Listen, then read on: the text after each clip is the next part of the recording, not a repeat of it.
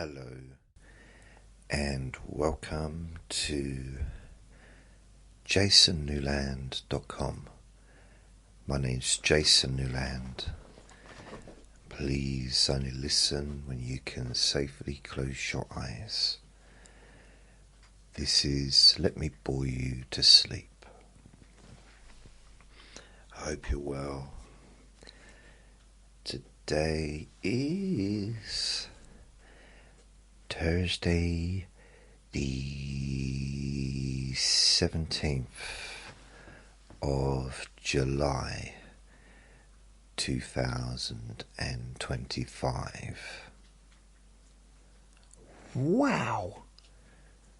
2025? No way! Yeah.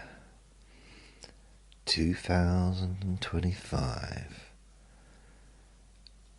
That's kind of something I should have been saying on the 1st of January, isn't it, really? It's 2025 already! Not halfway through the year. So yeah, it's a little bit overcast outside today. Possibly gonna rain. I don't know, maybe. I'm not sure if it's warm out there or not, because I haven't been outside yet. It is 27 minutes past 8 a.m. in the morning.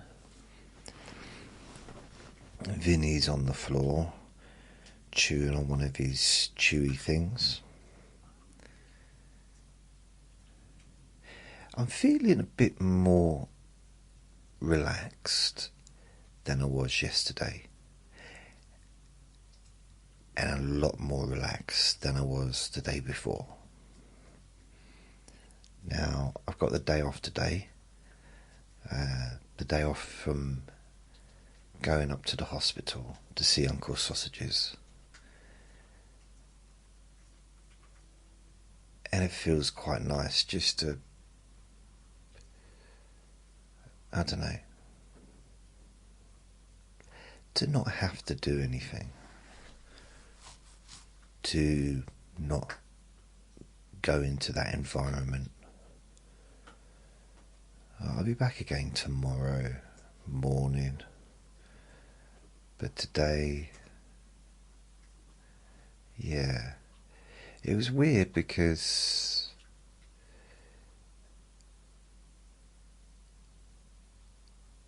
yesterday, on Monday,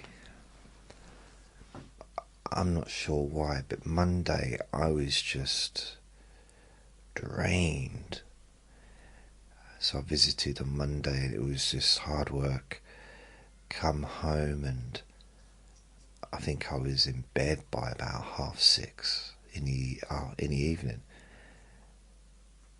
And then Tuesday I was pretty much in bed all day.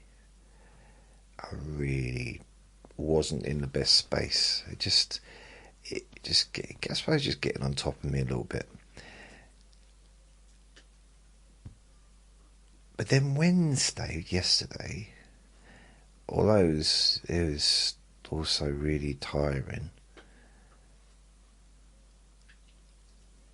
I had a nap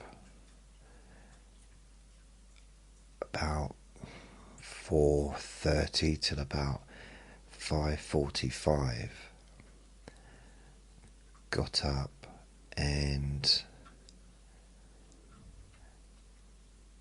kind of felt a bit better, and I didn't go to bed till about 10:30, which is, it's a good time for me. In fact, it's a bit later than normal. I'm generally in bed by about 10.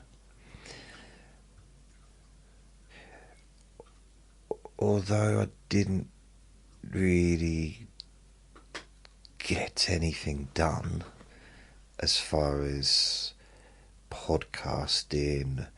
I did a few little bits online, but didn't get much done.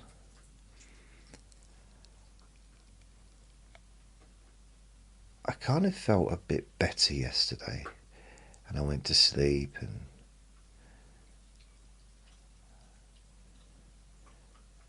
a bit of a restless night. I've had a few of those recently, but that's just sleeping is something that I do quite well. Probably one of the things I do best of all, which is why I make this podcast, because I'm quite good at sleeping. I haven't always been, but lately a little bit less, just because of the things I've been. Well, the annoying thing, I said to Uncle Sausages the other day, it's bad enough I have to see you constantly, but I started dreaming about you. Get out of my dreams, Uncle Sausages. Leave my dreams alone. We laughed. So, yeah, I'm not sure what I dreamt. I think it's kind of a bit of an existential period of my life. It's got me thinking about stuff, which is natural. I don't think it's... because I'm not caught up in the same kind of emotions that someone would be if it was a family member. You know, I haven't got memories of being a child with him, or being, you know what I mean? I've known him for 10 years, he's a neighbour. I don't have that long history like I would if it was like a family. If it was my dad, for example, you know, I'd be thinking about when I was 7 and when I hid his car, you know, things like that. Hid his car in the forest and set fire to his trousers. You know, just little things like that, happy memories, you know. Firebombed his garage. Garage? Garage? What am I now, saying garage? I've never said garage in my life. Garage. Wow. I'm changing. Something's going wrong with my brain. Oh, Uncle Sort. Oh, God, I can't say that. It's all about things going wrong with your brain. I had a phone call last night from Uncle Sausages, and he was a little bit perplexed, concerned, and, you know, a bit panicky. And I said, "What's up, Uncle Sausages?" He said, I've been moved into a room on my own, and they've locked the door. I heard them lock the door." So I said, "Well, just don't worry. I'm going to go and sort it out. Just, you know, stick by the phone, answer the call when I call you. I'm going to get it sorted out now. You know, call me back if you don't hear from me within the next month or so. Call me back." So he didn't laugh at that. I called the reception in the hospital, in his ward, and they said, "Yeah, it's been moved he's basically he's in a room on his own now, which is perfect. There's no lock on the door, but they did close the door. I don't know why they closed the door, but they closed the door."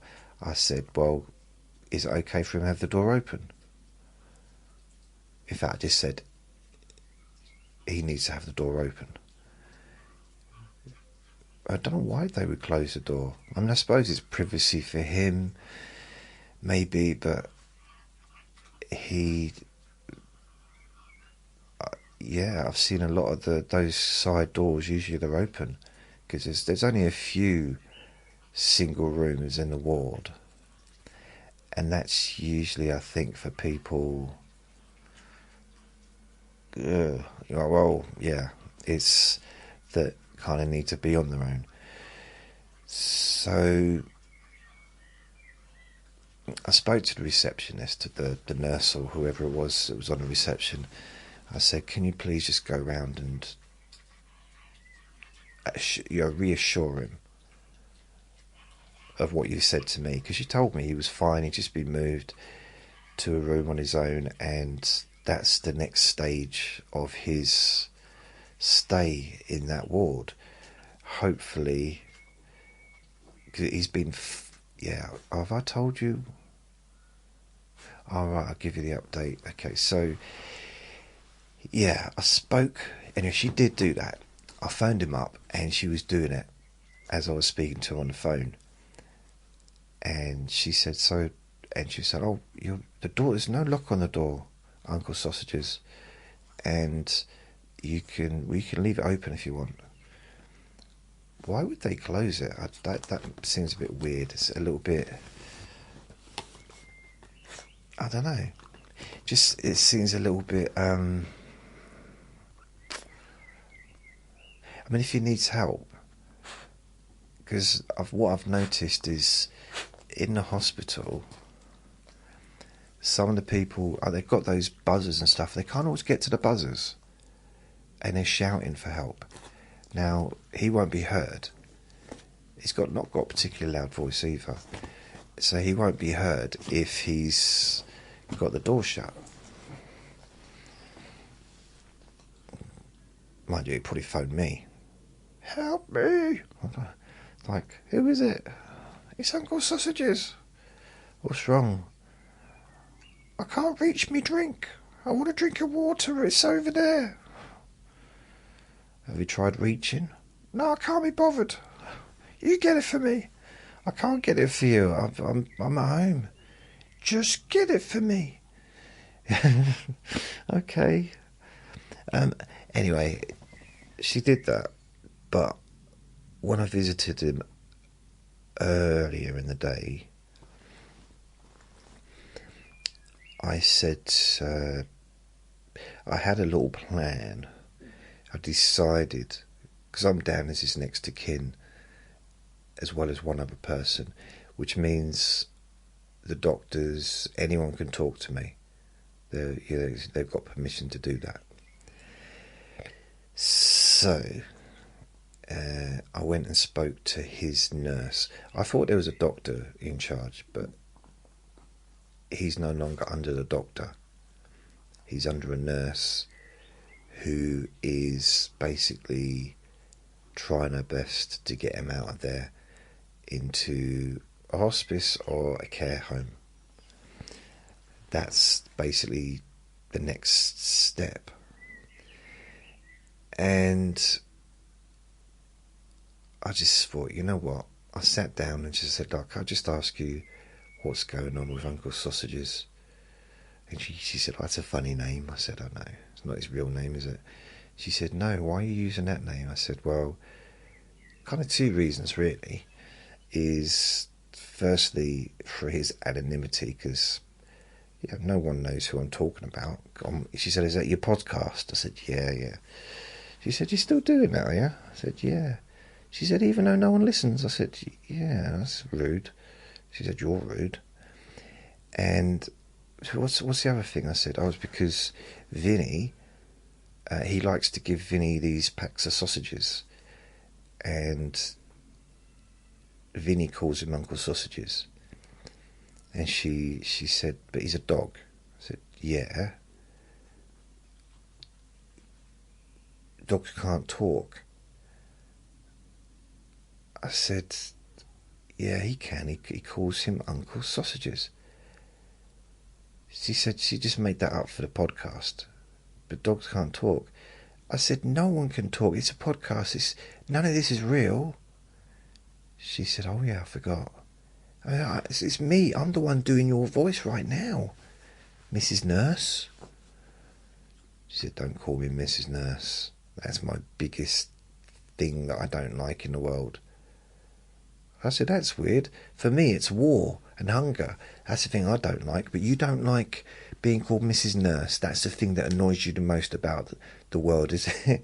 Okay, fair enough. We're slightly different, aren't we? She said, she hit me with an ice cube shaped like a fish, which is weird. Just a little one. Chucked it at me. landed in my ear. So that's the weirdest thing in the world I've ever said.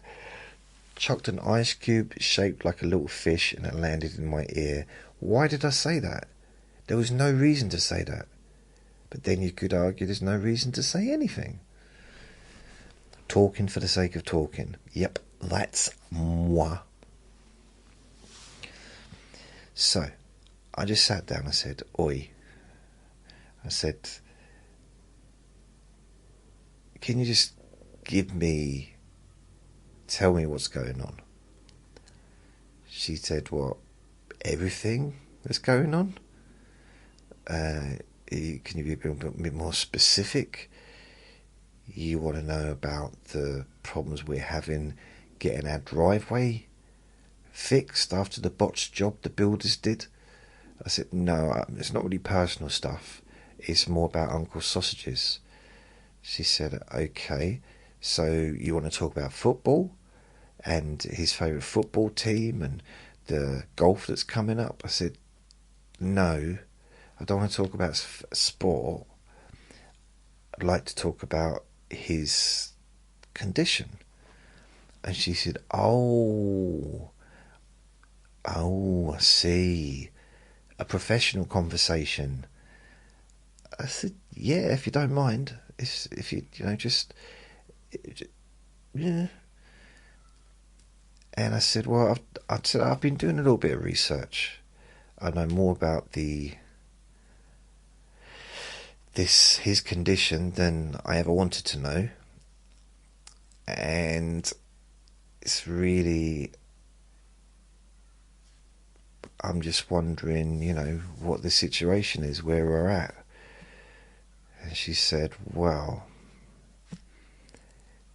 is basically being fast-tracked to get into a hospice or a care home, depending on which comes available first. So he's going to be out of there as soon as possible, which is why he's been moved to his own room. And I imagine that's why he got moved afterwards. It might just be because of the farting, because he's constantly farting. Always did.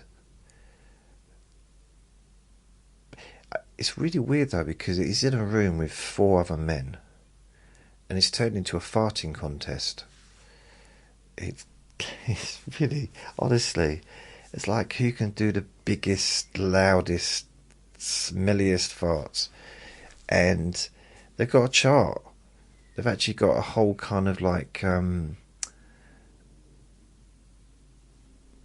it's like a tournament that's going on in the whole hospital. Different wards, and his ward is number 3 on the chart now, out of all the different wards, the farting charts. And he's so pleased. He does believe he's going to get number 1. He's going to win the tournament. And I thought, well, okay, you get a trophy. Who are you going to share? You can't share it. It's one trophy. How are you going to share that amongst the other 4? He said, dunno. That was weird. That was a very short conversation. I think he got distracted because I don't know. I was cutting my toenails, and that seemed to put him off a little bit from his conversation. That's something, like, for all the weird things that happen in a hospital ward, apparently visitors cutting their own toenails seems to be a no-no. I've seen some weird things happen in those wards, but nope. Me cutting my own toenails, having a little trim of some of my hairs, bit of manscaping, as you call it. Oh no, that's not allowed when you're sitting by the bed of a patient.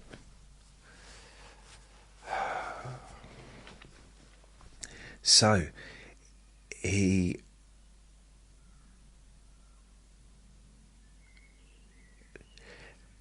having a shave's another one. Because he did say to me, Uncle Sausage said, how about a shave?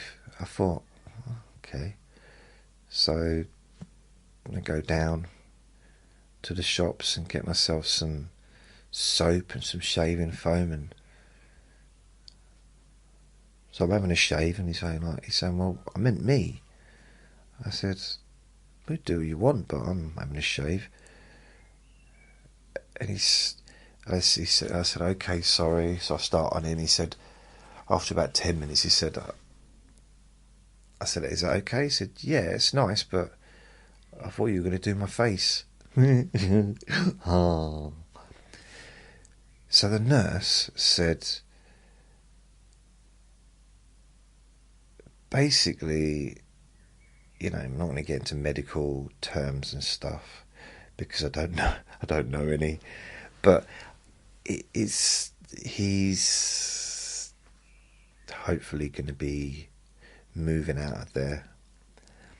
Is the main thing? It's just basically his organs aren't working, so they're not filtering out the blood, so the toxins are affecting his brain, his mind, and which causes confusion and other things. And this is a very standard thing. There's nothing unique about this. This is something that happens with pretty much everyone in that kind of situation. But for the patient, they don't believe it. They don't believe that's what's happening.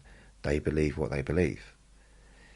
And it's kind of opened my eyes a little bit more to belief, because I know,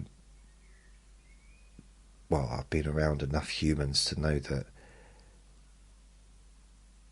some people have the most outlandish beliefs,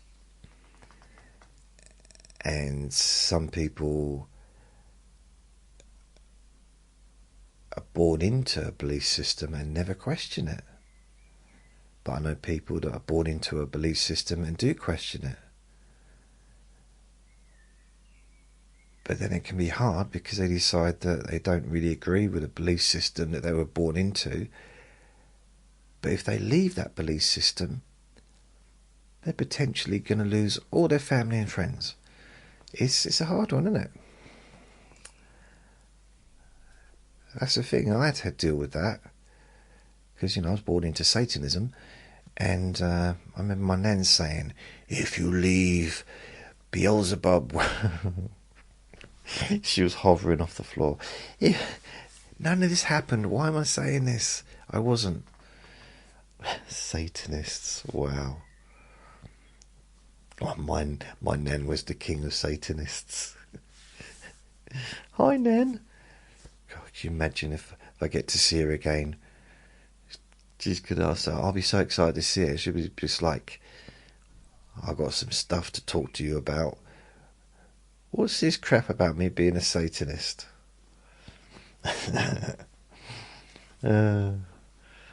So yeah, I'm going back tomorrow to see Uncle Sausages.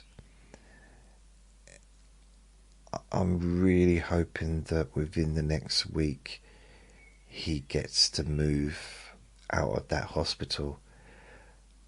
Although he might be a little bit better being on his own, but at the same time, that might not be good for him to be on his own. He might need to be around people because he's been used to being around people, and even though he hasn't necessarily felt safe, there's a certain safety being around people as well, isn't there? Kind of, I don't know how to explain that. I would say there's a degree of safety in a crowd that maybe, I don't know. I'll ask him. I'm just assuming certain things, but it's a very weird experience, very strange. And I went by bus yesterday, both journeys. I think I've done both journeys once before by bus. Think. I think, yeah.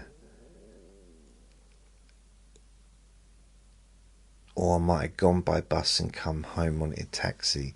Yesterday I went by bus and I came home by bus. Long day, very tiring. A lot of travelling, a lot of waiting around, way too many people. So yeah, it's not the best way to travel, really.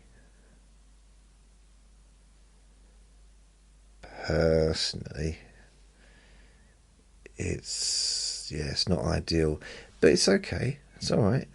It's all right, isn't it? Yeah. It's okay. And I'm going to be doing the same on Friday. Travelling in, so I've got to walk up to the bus stop, catch a bus. I have to get there early because sometimes the buses get there early. So that's usually about 10-15 minute wait for a bus. And then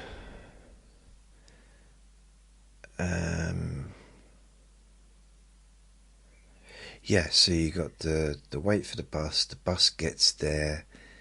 It's about a half-hour journey, maybe a little bit more, to town on the bus, maybe 40 minutes, and then waiting for another bus,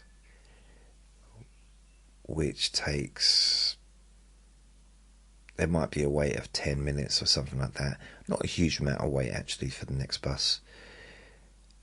And then another maybe 10 minutes, 15 minutes on that bus. And then another 15-minute walk to the ward. Because it stops outside the hospital, so you've got to walk up to the hospital and then walk all the way through the hospital and to the ward. It's a fair distance. Maybe 10-12 minutes. Going back is a longer journey. Because the buses don't sync together. So, and it's probably more to do with that I don't plan the journey back the way I plan the journey there.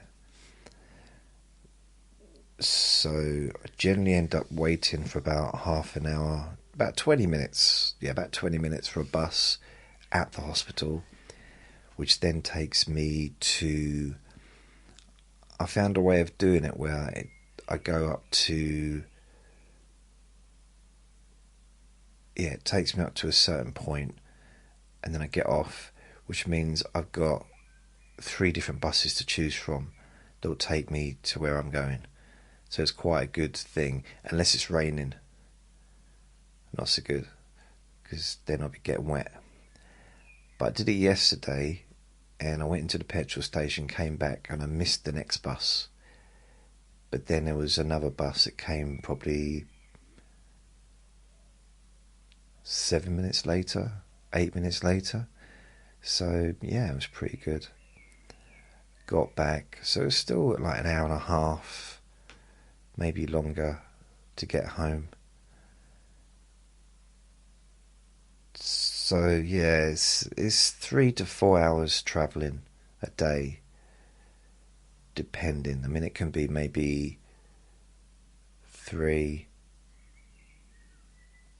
hours 10 minutes, 3 hours 20 minutes,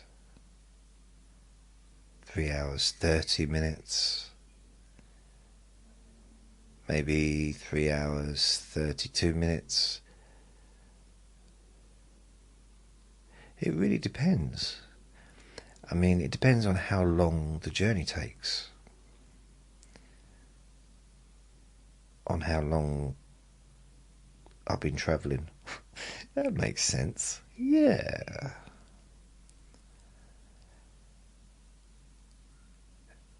Uncle Sausages' friend from abroad called me and we had a chat about Uncle Sausages.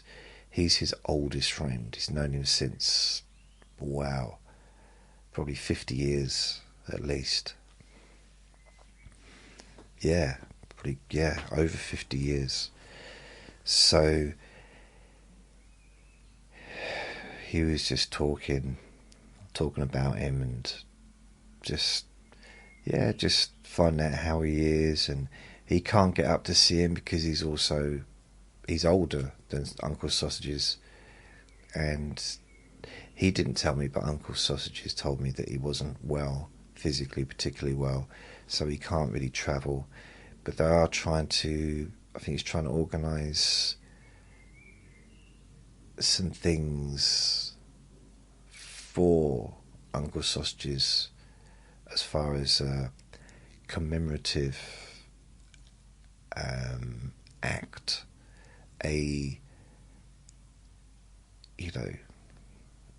for the future when this particular story comes to an end.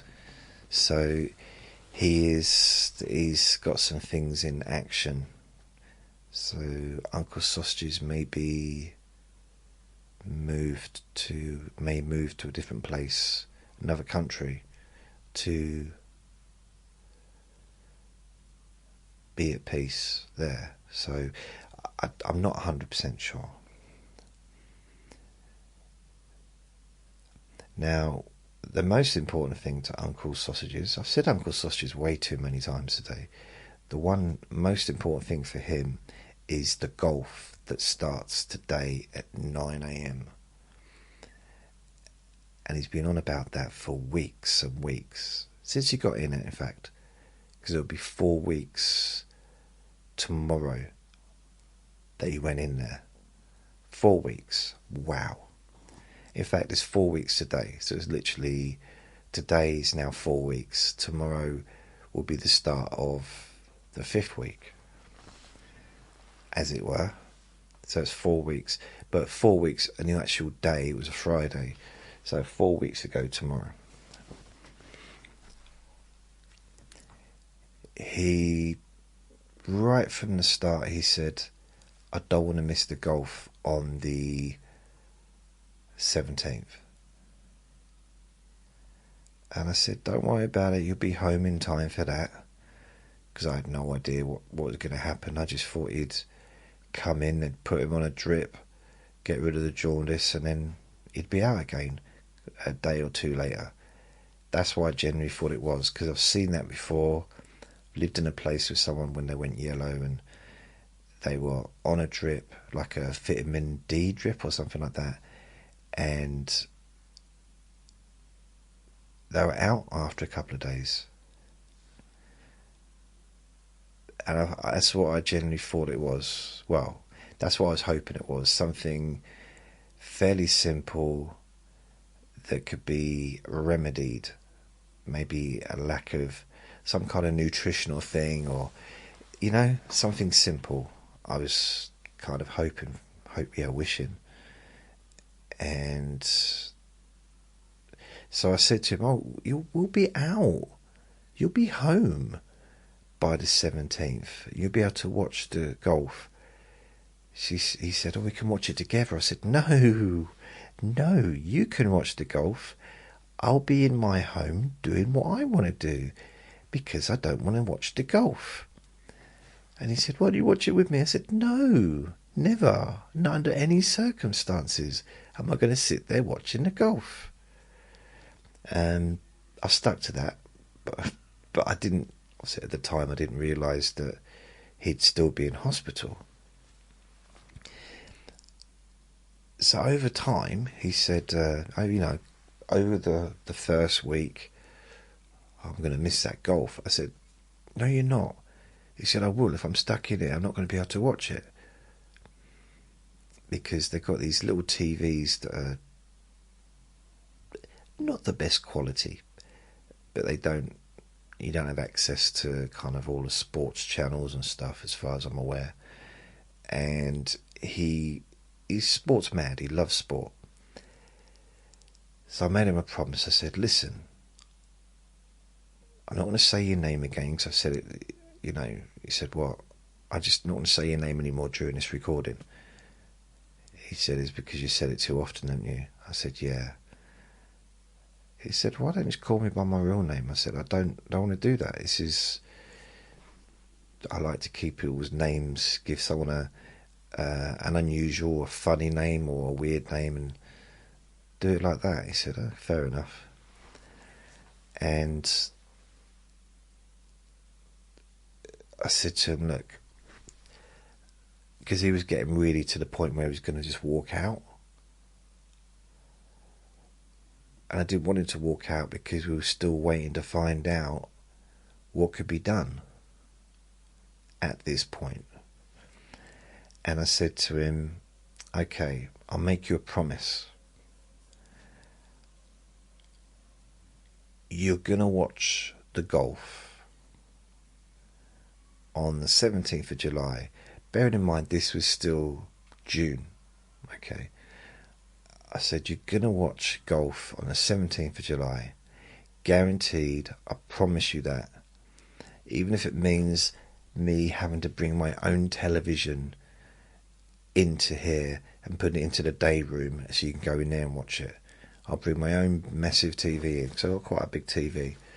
It's the only thing I can brag about when it comes to size. And he said, well, what if I'm not allowed to have the TV in?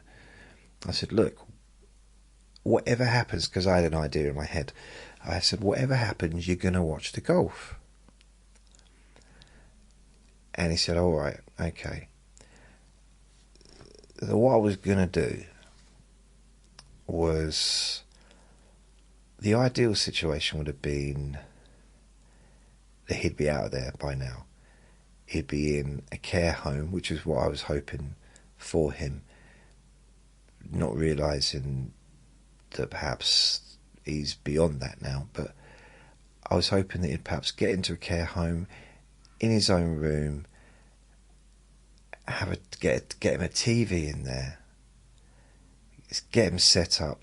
He's already got all the packages at home, all the sports, he's got Netflix, all that stuff, and just get him to sign into that stuff and he can watch it and have it organised so he can have exactly how he wants it. And then he can invite friends. If he's got people that he gets on with, they can all watch it together. The golf or boxing, or not boxing, whatever. Only I'm allowed to watch the boxing. Whatever sport he wanted to watch.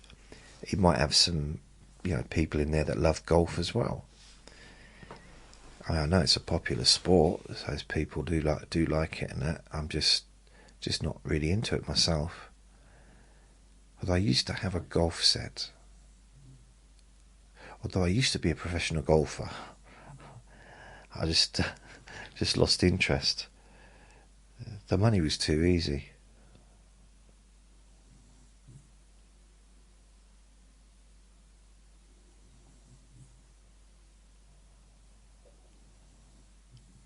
Yeah, okay.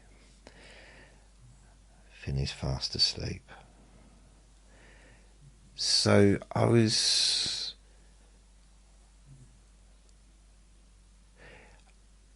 kind of thought that what I would do is, once it seemed like he wasn't going to get out anytime soon, and he was still talking about the 17th of July, that the two things he talks about, the two dates he talks about, is, since he's been in there, and he still talks about it, it's the 17th of July, which is today, the golf starting. And that Friday night where he went into hospital, where me and him didn't see eye to eye. And he still brings it up every now and then. Sort of, he's angry at me. The thing is, it would have been really messy if I hadn't it would have been just. I mean, it's a terrible situation now, but it would have been.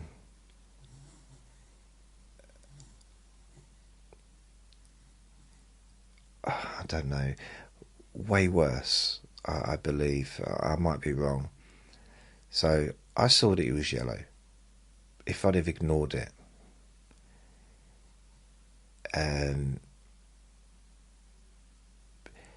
very likely he wouldn't be here now. But he'd have been in his home with the door locked. And, you know, back then I didn't have a key to his home. I do now, but that's because I get stuff for him. So I've got a key, and I had to, the first week or two, I had to let people in, the builders in, to finish his bathroom. That's the initial reason I had the key, because he, as well as we both thought that he'd be out back at home within a couple of days. But I realised how kind of serious it was when the paramedics got there, and they were only there for a few minutes, and then they were taking him out to the hospital. There was no... I've seen the paramedics at work, unfortunately, so many times, and they do a lot of stuff in the home, and they do a lot of stuff in the ambulance for a person, taking all the vitals, all that stuff. They didn't do that. With him, they just looked at him, and they knew that he had to go to hospital. They did his vitals on the way, you know, so it was, you know, they put him on a machine and checked his all the stuff while they were taking him to hospital. But they didn't need to do any of that stuff to know that he needed to go to hospital. That's when, and I was in the ambulance with him. So that's kind of when I realised that maybe I did the right thing. I did the correct thing.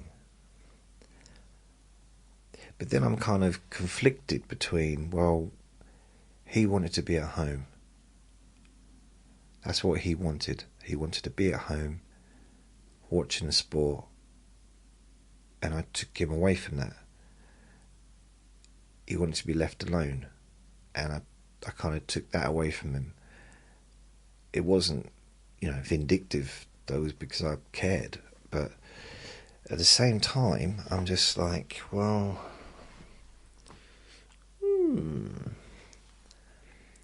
did I do the right thing?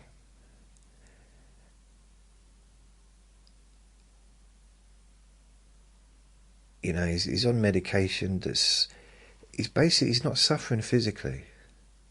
He's got a little bit of discomfort and stuff, but he's not compared to what he would have been if he was in his flat on his own with nothing.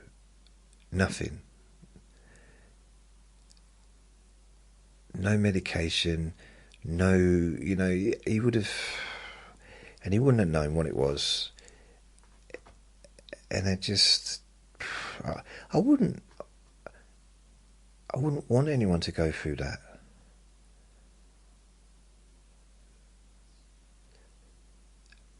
And then I'm thinking, well, yeah, because I'd feel guilty.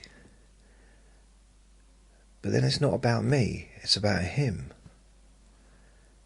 It's not about what I want or what I need, it's about what he wants and needs.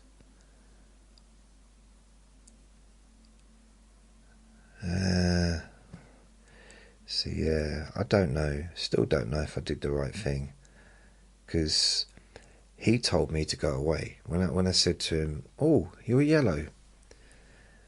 I mean, at the time it was a novelty, you know, it was new. It's like, "Oh, you're yellow." It was a bit of a shock. He laughed, and then I get home. Well, I say I get home like I travelled. I mean, I took three footsteps and I was home. And I started thinking about it, and I thought, No. No. This is no good. So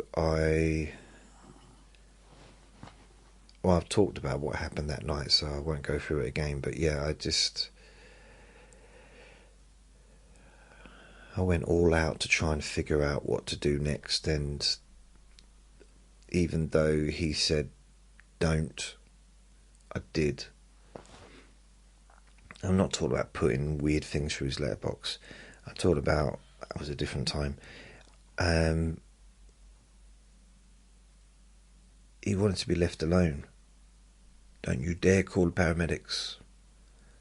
I did. Luckily, he answered the door to them, because they did phone him up. And he was lovely to them. Wasn't so lovely to me, to be honest. And I remember I was watching, because I got my camera, so I could see that they'd arrived on my camera. Because they'd phoned me up to tell me that he said it was okay for them to go round. I was like, okay. They updated me. I said, well, that surprised me. So I heard them knock on the door. Vinny obviously lets me know. I've gone to bed at this stage. Because I'm thinking, because Uncle Sausages slammed the door in my face and told me to go away when I told him that I'd contacted the paramedics. So he wasn't happy. And I said, they're going to phone you. And he's basically shut the door in my face. And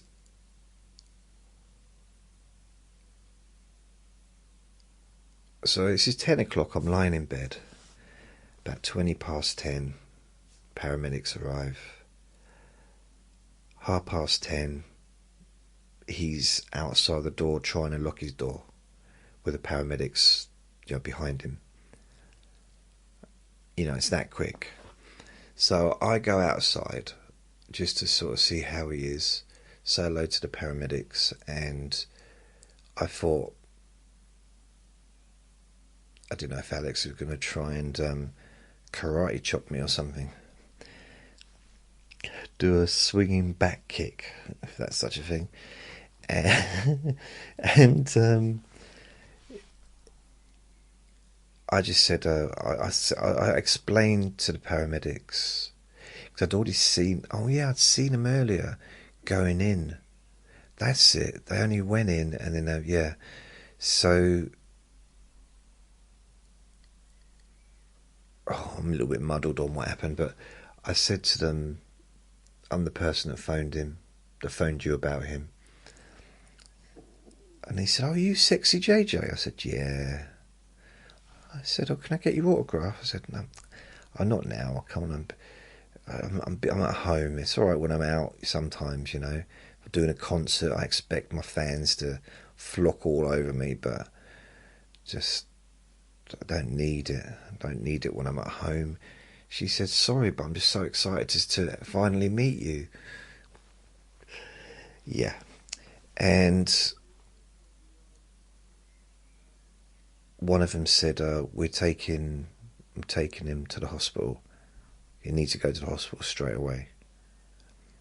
I said, okay. And this wasn't one of those situations. He went to the A&E, but he didn't go to the A&E and stick around. They put him into the bed, like straight away. He wasn't in the A&E waiting for like 10, 11 hours, 8 hours. He was sorted really quickly. So they really took it super serious. And he basically, within about an hour, 2 hours of being there, when they were doing blood tests and they were checking his vitals and blood pressure and all that stuff, and he was on a monitor, so that was all that stuff. So they were monitoring him right from the beginning, and then he had a scan a couple of hours later. So probably had a scan about midnight, 1 o'clock, something like that. And it was just a waiting game, waiting for the body scan. Is a CAT scan he had, waiting for the results of that, which he didn't get until... He did get it, but he got it in the morning. It was always, I know it was morning then, but he got it on early Saturday, probably about 8 o'clock. At this stage, they'd moved him. No, I think they moved him about 5 o'clock, 4 or 5. I left at 3:30 because the nurse told me there's no point waiting around. He's not going to be moved probably till tomorrow now, or during the day. He's not going to get any. He's not going to get the results of the test, of the CAT scan, because it needs to be looked at by 2 different people, or because of the situation. It's not just like with me. My CAT scan was looked at within half an hour. That's when I fractured my back, and it's a very basic thing. But with his, it was different, a different situation. So I left. But apparently about 5 o'clock they came and got him, took him into another ward, or took him into one of the wards in the hospital. So he was in the A&E ward, or one of the wards in the A&E area. Then they took him, put him in another ward, and came and saw him in the morning about, I don't know, between 6 and 8, and told him what it was. Told him what they found on the scan. So it was pretty quick. Oh, I'm stretching myself. So it was pretty quick. So it's like, wow. Oh. Now he told me afterwards, a week afterwards, when he finally got told the final results of, because he had another full body, I don't know what they call it, but like a big scan where they do everything. Before he got the results of that, no, after he got the results of that, he told me that he already knew, because he heard the doctors talking about him after his previous CAT scan, the first CAT scan.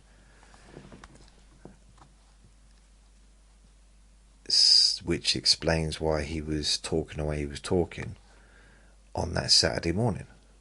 We went outside, sat down in the sun, and he was talking about, it was just some of the things he was talking about was kind of made sense now, bearing in mind he kind of felt that he knew what the results were, and he did. Yeah, that was a weird.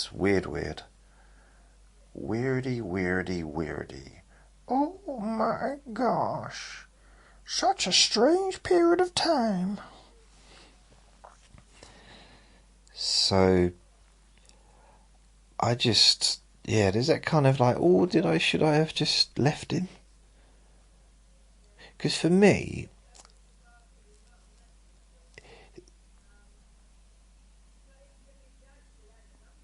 can you hear that? Like, the windows are practically closed. She's talking like she's this neighbour, like she's talking to someone the other side of the town.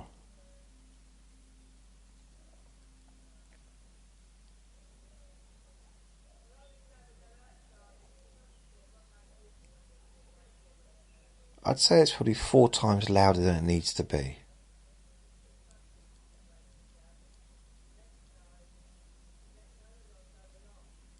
Mind you, I've known a few people like that. They just don't have the volume. One of the neighbours went to see Uncle Sausages. I think it was last week or the week before last. It was something like that. And there was another neighbour in hospital. So this neighbour that lives in the same building as me, she got a lift with me in the taxi. So she came in and she was so loud, and then I had to kind of sort of calm her down, because she was talking so loud. And then she went off to see the other person, the other neighbour.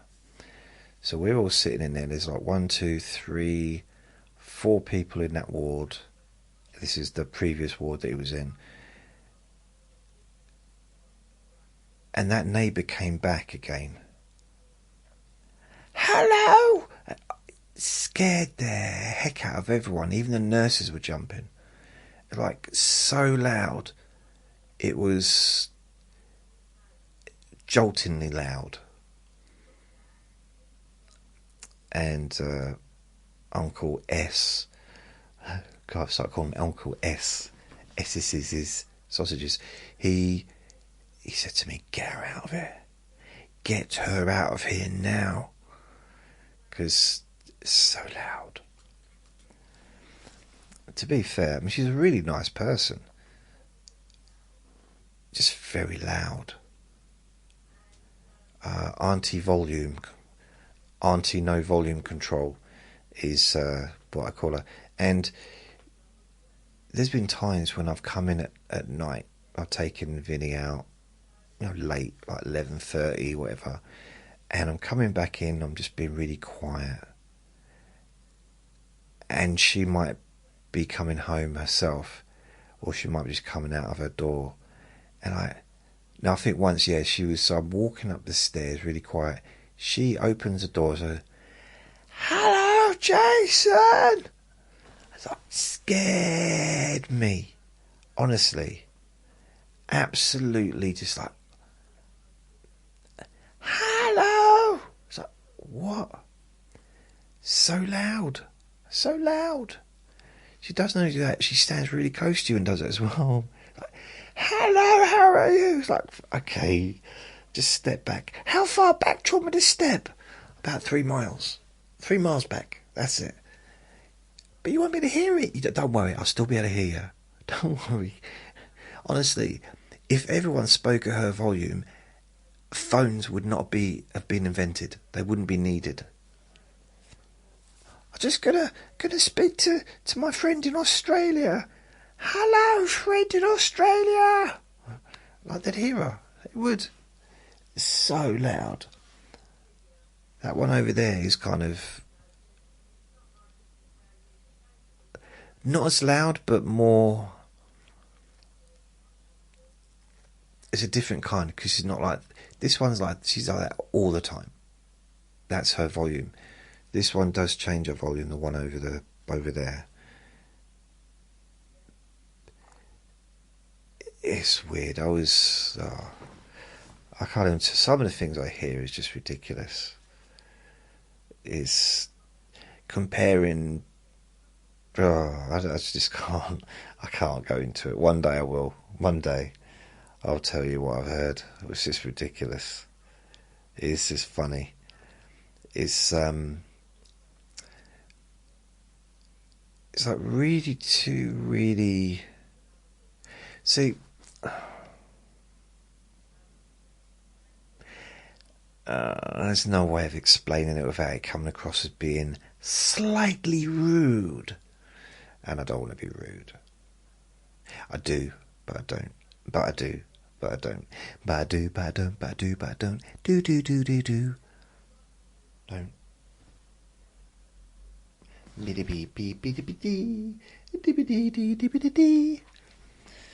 So yeah, this is just me talking about nothing really, isn't it? Just. So today is boxing on Saturday. Dubois knocks out Alexander Usyk to become undisputed heavyweight champion of the world. The first British heavyweight undisputed champion of the world in the 4-belt era.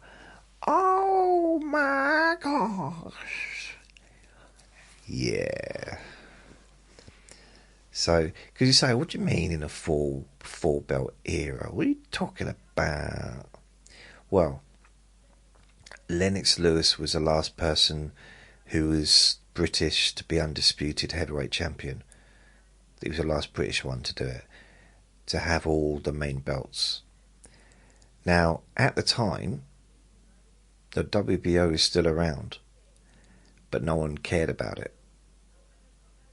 Okay, so it's kind of one of those things like, okay, the WBO got released, I think it was late 80s, and it's almost like they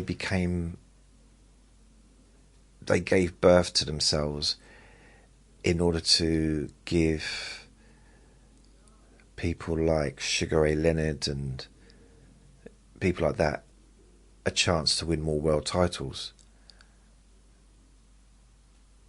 It's just like, oh, well, I have this now. We've got this new title, WBO world title, and Sugar Ray Leonard, why don't you fight for it against someone that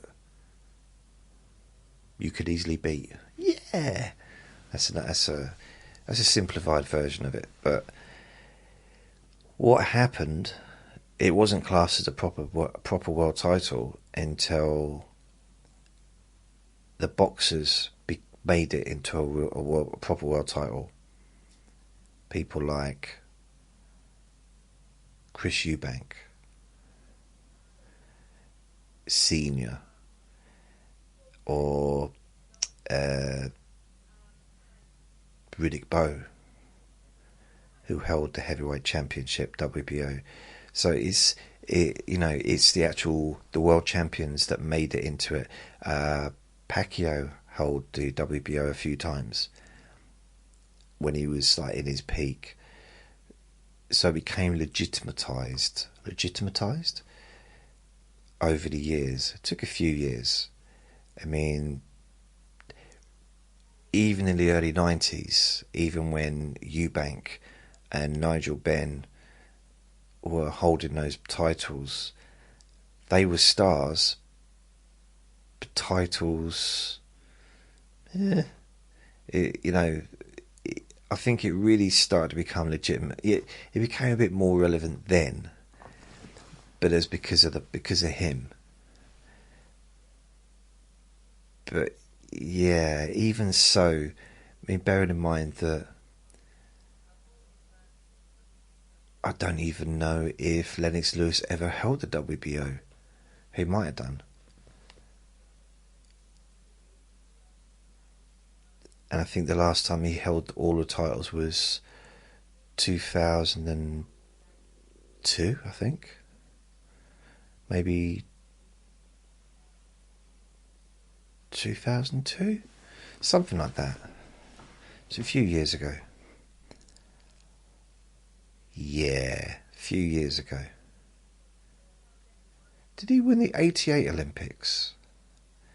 And then he turned professional 90s. So basically his era was the 90s, all through the 90s. Old Lennox. And he won the world title, the heavyweight title, 3 times. And he unified, I think, twice, but became undisputed once, I think. But now to be undisputed, you have to hold all 4 belts. So WBA, WBC, IBF and WBO. WBO being... it was the least of those.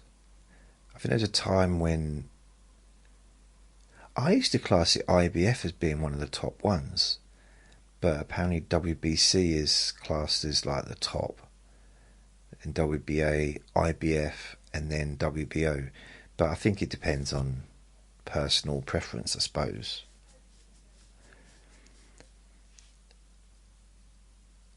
So it should be interesting. I think if Usyk wins, which it'd be silly to bet your money against Usyk ever, just because of how good he is. But if he wins, then I don't even know if Usyk will continue fighting. Or if he does, he's probably going to have a third one with Tyson Fury, who when it's announced, no one will be interested, I don't think.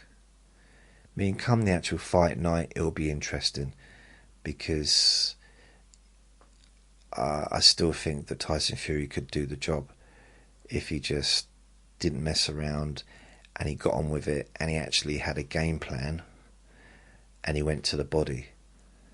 And those uppercuts, he was doing so good with the uppercuts. But he kind of, I think what Tyson Fury has to do, like I'm an expert, but do what he did with Wilder in the second fight. Go in there and absolutely put it on him. Put everything on him. No messing around, no superb boxing. You know, just go in there and just absolutely throw bombs. And that might be the difference. You know, throw uppercut, uppercut, uppercut, uppercut, baby. Nothing but uppercuts, eating my buttercups, full of chocolate, tree, beep, beep, beep, beep. So, yeah, that's what I'm thinking. Because then it could be a good fight. But I can't say I really super enjoyed the fights he had with Usyk.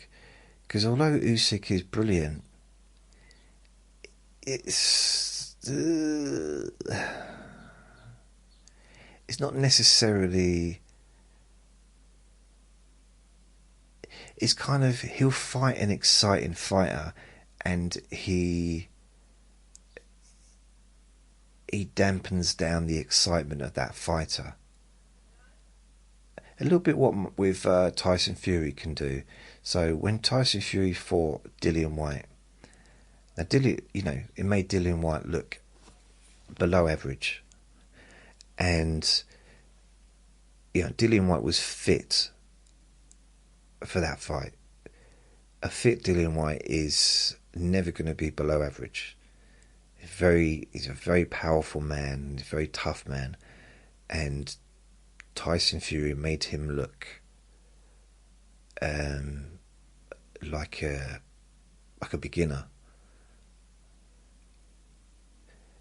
So that's something that I think people may have forgotten, just because of the Usyk getting beaten by Usyk, how good Tyson Fury actually is and can be. Because that was only a couple of fights ago that he did.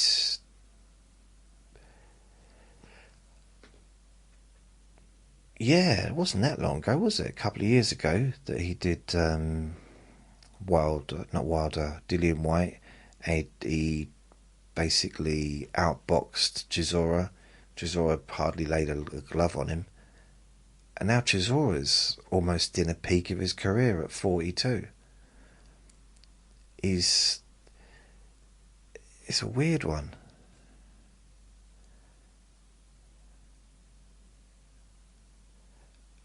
Yeah. I think it'd still be nice to see. I'd like to see Anthony Joshua and Tyson Fury. I would like to have seen it, 5 years ago, but yeah, let's do it, baby. Or 6, 7 years ago, even. But yeah, I think let's do it. Let's put that on. Why not? Because they go about Anthony Joshua. Oh, he's blah blah blah blah blah. Oh, he's no good anymore. He's lost it, and okay, well. Right, he lost to Usyk. The same as Tyson Fury. The same as every single person that Usyk has faced. So there's no shame in that. Losing to Usyk doesn't mean that your career's over. Look at Daniel Dubois. He lost to Usyk, got knocked out by Usyk, and he's now world champion. About to fight Usyk again. So the only other fight that Anthony Joshua has lost was against Dubois, which was a few months back. So looking at that, it was not completely one-sided. I mean, you could argue it was one-sided, but Joshua did throw some pretty heavy punches, and he wobbled Dubois. I mean, he himself was put down on the floor a few times, but he did also wobble Dubois. And if you look at Ngannou, Tyson Fury fought Ngannou and got knocked down and managed to get a points win. Anthony Joshua went in and knocked Ngannou flat out, knocked him down, knocked him out, knocked him down twice, and it was done. I don't think he even took a punch. So have them fight each other. Tyson Fury, Anthony Joshua. I don't think it really matters, because I think they're kind of both at the same level now.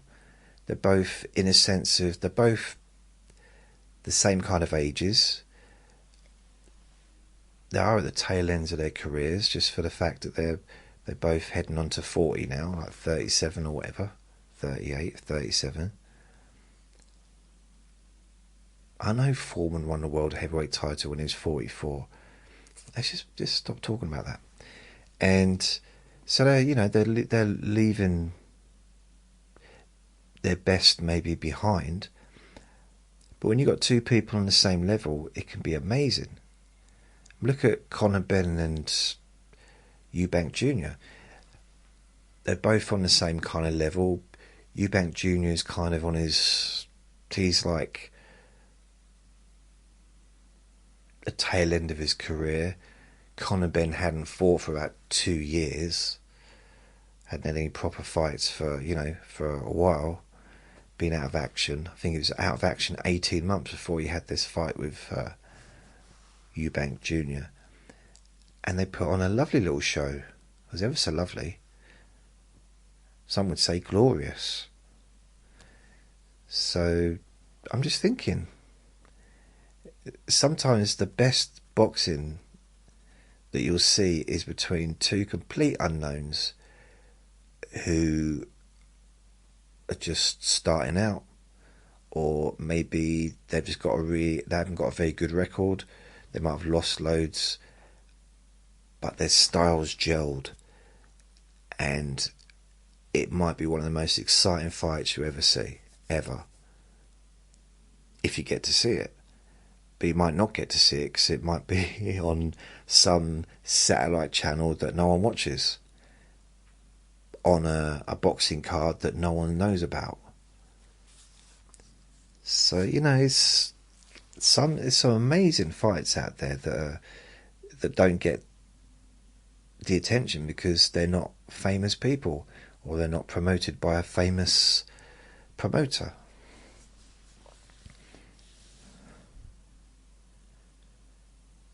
I don't know how I got talking about boxing. I really don't know. Sorry. I apologise. I apologise to everybody for talking about boxing. I didn't mean to. No, it just happened. Sorry about that. Oh, I'm always apologising for things that I don't mean to do. Oh, I'm sorry. I'm sorry. Might as well wear a t-shirt with saying I'm sorry. So yeah, that's it, yeah. I'm going to take the old little farty pants here out for a wander in the park, and then I might treat myself to a toilet myself.